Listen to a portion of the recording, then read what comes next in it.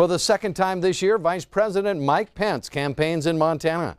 A crowd of around 100 people on hand at midday at the Bozeman Yellowstone International Airport to welcome the Vice President back to the Treasure State. The Vice President's visit today to try to add momentum to Republican Senate candidate Matt Rosendale's bid to unseat incumbent Democrat Jon Tester. Now from the airport there, the Vice President headed next to the Gallatin County Fairgrounds. MTN's Mallory Peebles picks up our coverage. This rally was held at the Gallatin County Fairgrounds, same place as when Trump Jr. came to visit last week. However, this time, with the guest of honor being the Vice President, there was a noticeable difference in security.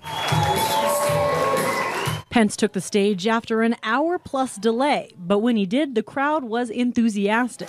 His focus was on supporting the president's policies and actions, specifically attributing it to low unemployment numbers.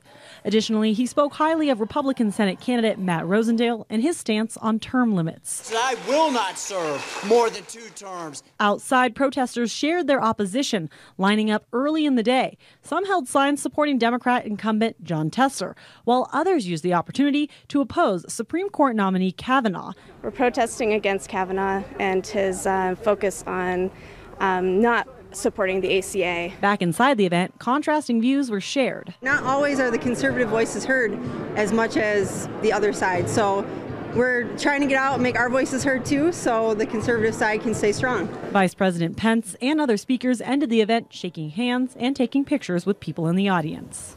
Once the event did get rolling, it took about an hour before it wrapped up, with the Vice President moving on to his next destination. Reporting from the Gallatin County Fairgrounds, I'm Mallory Peebles with MTN News. Today's visit by the Vice President focusing yet more attention on the Matt Rosendale-Jon Tester Senate race. This as the campaign enters its final 35 days. But the Tester camp says it's yet another effort to draw attention away from Matt Rosendale's record.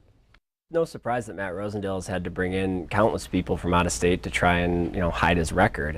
He's got a record of voting against our veterans, voting against our public lands, and championing health care policies that are going to kick Montanans off their coverage and not cover you if you have a pre-existing condition. And so he's bringing in all sorts of folks to try and make this race not about his record.